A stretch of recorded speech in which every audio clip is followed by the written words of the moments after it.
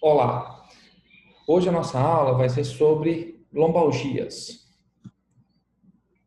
O que é a definição de lombalgia? Lombalgia é qualquer dor que ocorra na região lombar, que é a região compreendida entre o último arco costal e a prega glútea. As lombalgias, elas podem estar acompanhadas de dor na região lombar, associada a uma dor que irradia para o membro inferior. Quando essa dor ela irradia no trajeto do nervo ciático, nós chamamos de ciatalgia. E quando essa dor irradia do trajeto do nervo femoral, nós chamamos de cruralgia. E por que esse tema é tão importante? Principalmente pela sua prevalência. Então, a lombalgia é muito comum, acomete grande parte da população. Alguns estudos mostram que 80, 90% da população ou tem, ou vai ter, ou já teve algum episódio de lombalgia importante. E é uma causa muito importante de procura ao serviço de saúde. Daí a sua grande importância. Acomete homens e mulheres da mesma maneira e também é a principal causa de falta ao trabalho em pessoas abaixo de 45 anos, gerando um custo muito grande para o sistema de saúde, tanto do ponto de vista direto com o seu tratamento, também do ponto de vista indireto com o absenteísmo dessas pessoas nos seus postos de trabalho. Outro fator importante é que a dor lombar, ela é uma causa importante de dor crônica. Então, das dores crônicas, a principal é a dor na região lombar, e isso tem uma importância muito grande porque nós sabemos que a dor crônica, ela tem repercussões muito significativas na qualidade de vida da pessoa. Então, diferente da dor aguda, a dor crônica, ela altera a volição, a produtividade da pessoa no trabalho, aspectos psicológicos, etc. A anatomia da coluna vertebral ela é extremamente complexa. Então, você tem várias estruturas nessa região que podem causar dor. Então, você tem as estruturas mais comuns de serem gênese da dor, que são o ânulo fibroso no disco intervertebral. Então, nós sabemos que nós temos estruturas nervosas que inervam a região posterior do ânulo fibroso, que é o nervo sinovertebral. E isso, então, degenerações discais podem causar dor. Nós temos as facetas articulares, que podem ter algum processo inflamatório, causando uma síndrome facetária, que também pode causar dor na região lombar. Nós temos alterações musculares, alterações ligamentares, alterações de estruturas nervosas, por exemplo, um tumor de baía neural pode causar alguma dor na região lombar, que irradia para membro inferior. E temos até causas fora da coluna, como as lombalgias referidas, como uma aneurisma de aorta, por exemplo, que pode cursar com dor na região lombar. Apesar de termos exames de imagem com qualidade de imagem muito grande, como a ressonância magnética que a gente acabou de ver no último slide, a grande maioria dos pacientes não consegue estabelecer um diagnóstico etiológico específico, claro, para a causa da sua dor lombar. Isso por quê? Porque a correlação clínica radiológica, muitas vezes, ela é ruim.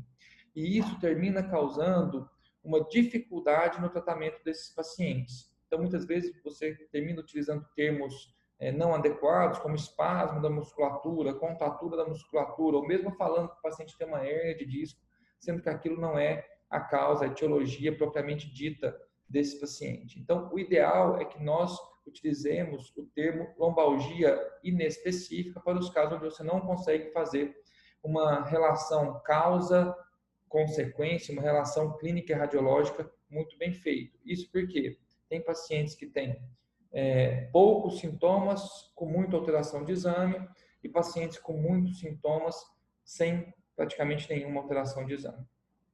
Isso é muito frequente no adulto. Na criança, a maior parte dos casos apresentam causas específicas para a dor. Então, a lombalgia inespecífica ela não é tão frequente. Então, a gente deve fazer uma busca ativa da causa da dor na região lombar, principalmente nas crianças e adolescentes, porque tem uma maior chance de encontrar algum processo patológico importante. Quanto à duração dos sintomas, nós dividimos as lombalgias em aguda, subaguda e crônica. Aguda, menor do que 4 semanas, crônica, maior do que 12 semanas, subaguda, no meio do caminho, entre 4 e 12 semanas. A gente também classifica quanto etiologia. Então, as lombalgias elas podem ser mecânicas, quando é provocada por alguma alteração funcional ou anatômica. As lombalgias não mecânicas, quando provocadas por alguma doença neoplásica, infecciosa ou inflamatória. E lombalgias referidas, provocadas por outras doenças que não na coluna vertebral. Por exemplo, uma pielonefrite, uma nefrolitise, um aneurisma de aorta, como se já citado. Dentre as causas, a mecânica é a mais frequente. Então, é que a gente se depara com maior frequência na nossa prática no consultório médico. Quanto ao diagnóstico, como eu disse, o diagnóstico etiológico específico ele é muito raro. É difícil de ser estabelecido. E isso, muitas vezes, termina causando uma frustração, tanto para o médico quanto para o paciente. Então, é sempre importante a gente, quando se deparar com um quadro de dor lombar, não falar para o paciente que ele não tem nada, não falar que o exame é normal, então é que ele não tem nada. A gente sempre tem que valorizar a queixa do paciente e muitas vezes explicar que aquela alteração do exame pode não ser a causa específica, ou se aquela alteração do exame for a causa específica, qual é a gravidade, qual é a história natural desse problema. Nessa investigação diagnóstica, é sempre importante a gente avaliar 3 questões assim bem importantes, que é se existe presença ou não de algum sintoma que sugira doença sistêmica. Então, por exemplo, um paciente que tem uma perda ponderal, que tenha febre ou alguma coisa do tipo, se tem alguma alteração neurológica, se tem alguma perda de função neurológica, sensitiva ou motora, principalmente motora, e ver questões psicossociais. Como eu disse, a lombalgia ela é multifatorial. Esses fatores psicossociais podem influenciar e muito a dor nas costas da maioria dos pacientes. Na anamnese, a gente tem que avaliar as características da dor, se a dor tem característica ou não de dor mecânica, então, ou seja, essa dor, ela melhora com repouso, piora com o movimento, para a gente pensar numa dor mecânica.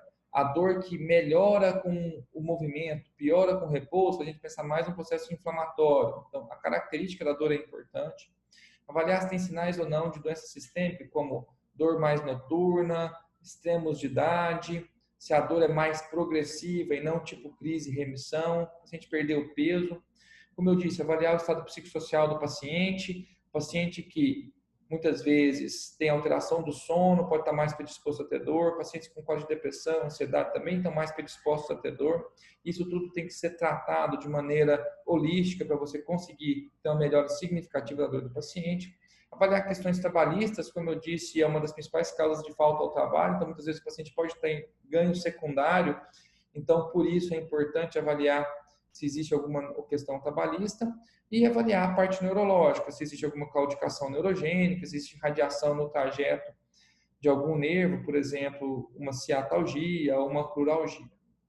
No exame físico, a gente faz o exame físico completo do paciente, exame físico geral, e a gente parte depois para o exame físico específico, que vai avaliar a coluna vertebral de forma específica, se existe alguma deformidade aparente, como está a mobilidade da coluna na região lombar, você vai palpar todas as proeminências ósseas, vai fazer um exame neurológico específico e vai fazer os testes especiais. Na parte do exame neurológico específico, é importante a gente ressaltar a importância de saber quais os miótomos, os dermátomos, quais são os músculos inervados para aqueles nervos e qual a função daquele músculo e graduar a força desse músculo de 0 a 5. Então, aqui é um exemplo, por exemplo, a raiz de L4. Você tem que saber que a raiz de L4 ela faz principalmente a dorsiflexão do tornozelo.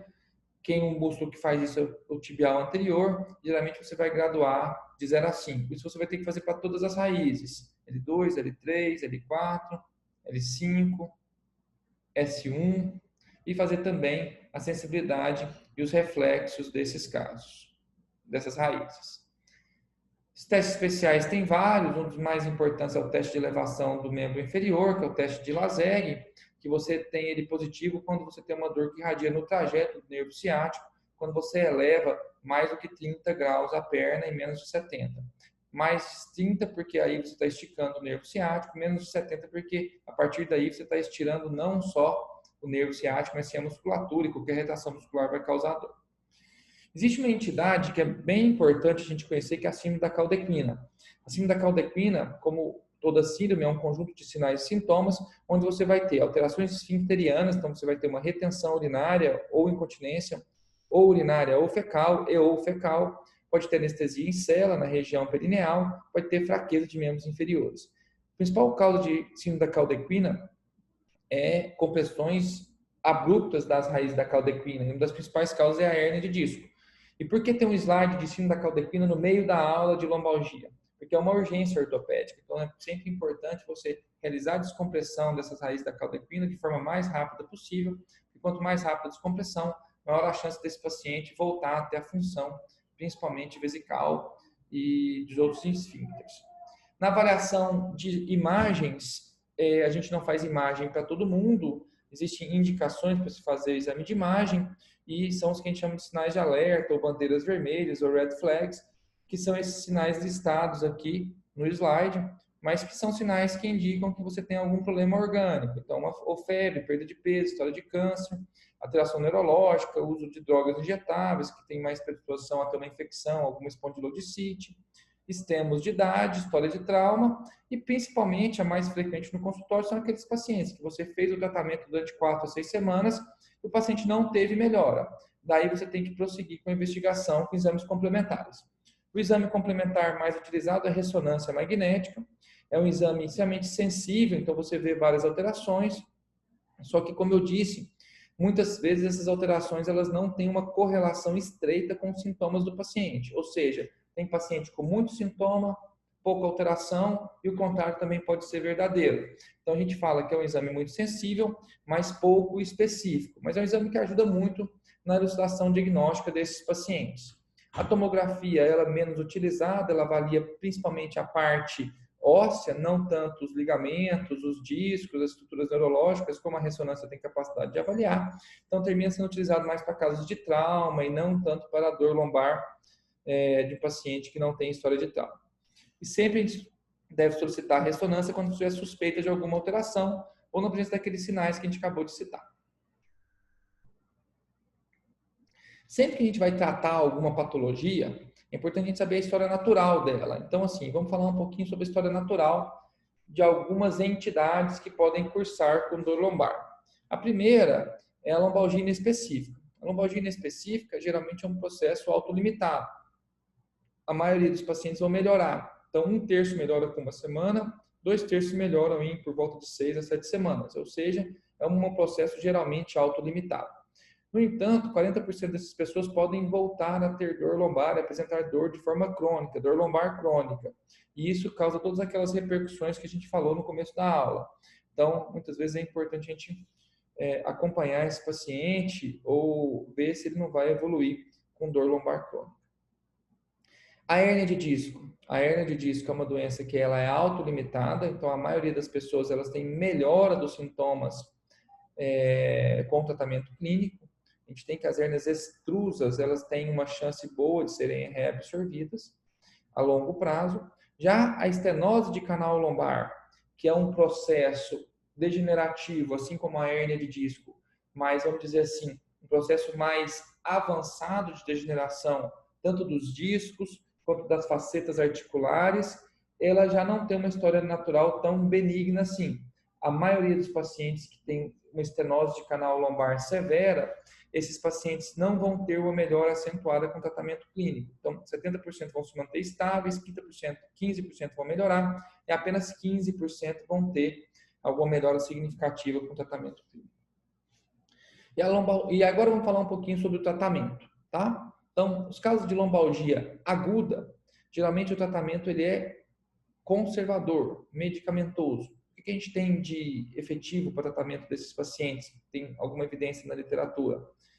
Medicação, a gente vai usar a medicação de acordo com a necessidade, então você vai utilizar, lembrar daquela pirâmide de analgésicos, então a base, os analgésicos simples, depois vem os anti-inflamatórios não hormonais, anti-inflamatórios hormonais, depois os opioides fracos, os opioides fortes, então você vai usar a medicação analgésica de acordo com a necessidade, para ter alívio dos sintomas do paciente. Pode utilizar alguns relaxantes musculares, e a ideia é você sempre fazer com que o paciente retorne às suas atividades o mais rápido possível.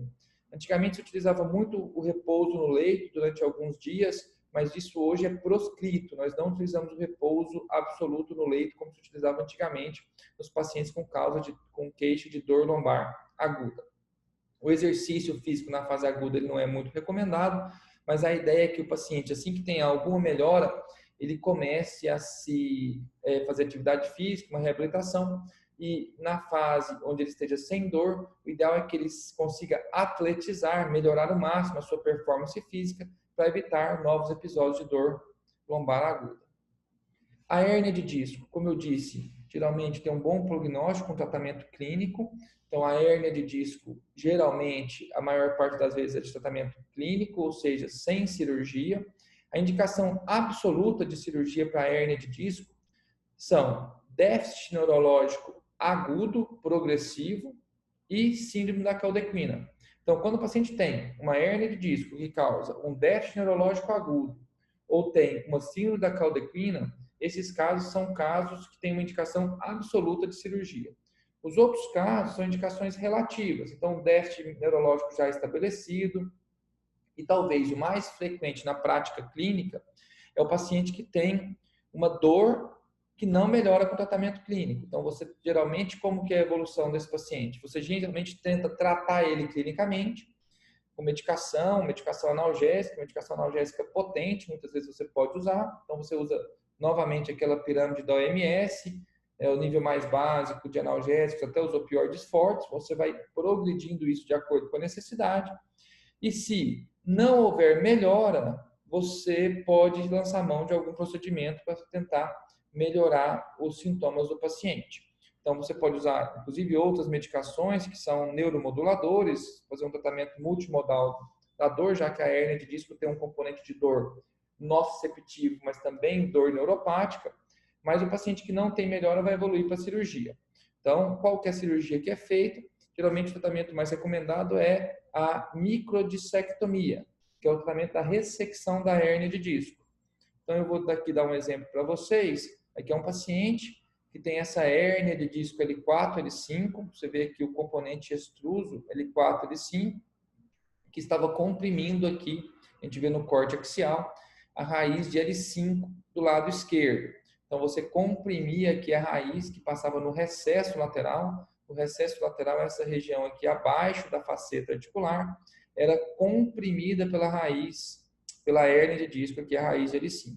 Então, esse paciente chegou com uma dor bem importante no membro inferior esquerdo, com característica de uma ciatalgia, ou seja, uma dor que irradiava abaixo do joelho, e foi submetido então a tratamento conservador. Foi tentado tratamento conservador com medicação analgésica, depois foi sim aumentou para medicação analgésica mais potente, foi utilizado essas medicações neuromoduladoras, mas não teve efeito.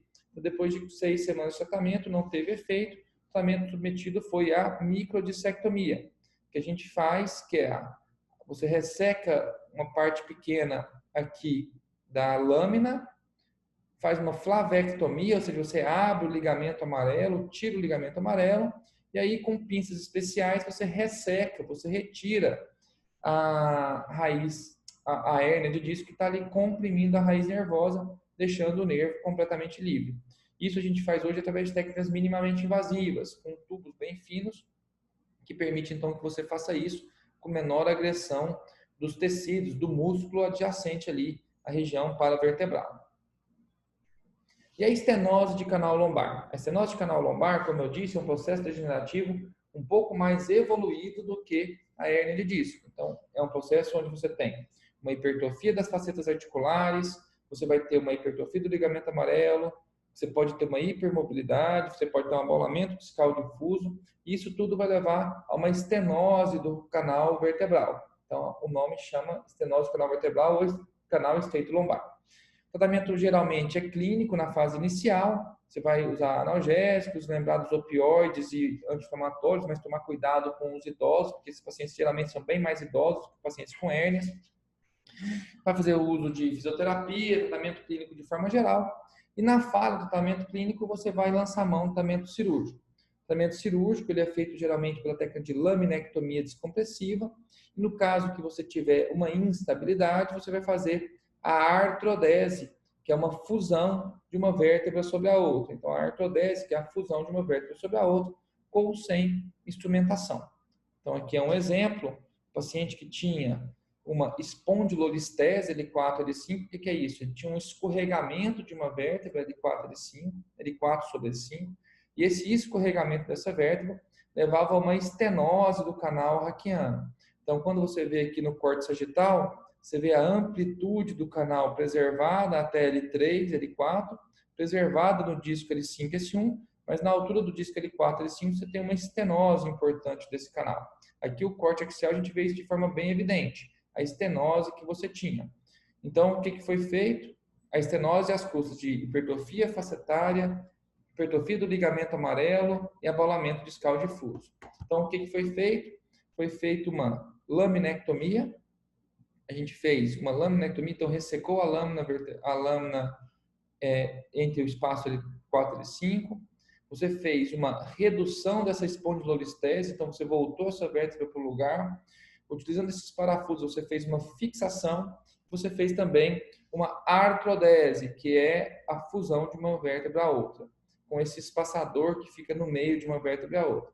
Então, essa é a cirurgia padrão para esse tipo de afecção. Hoje, a gente faz a mesma coisa por técnicas minimamente invasivas. Então, você consegue fazer a artrodese por técnicas tubulares posteriores, por técnicas tubulares laterais transpessoas, mas são todas técnicas semelhantes, onde a gente faz a mesma cirurgia por técnicas minimamente invasivas. Já a lombalgia crônica, como eu disse a vocês, dor crônica, ela tem que ser tratada de maneira diferente da dor aguda. Lembrar que o tratamento tem que levar em consideração todo o paciente, então o paciente tem que ser tratado de forma holística, tem que ser orientado a fazer atividade física regular, melhorar a sua performance física, atividade aeróbica, atividade de fortalecimento e alongamento.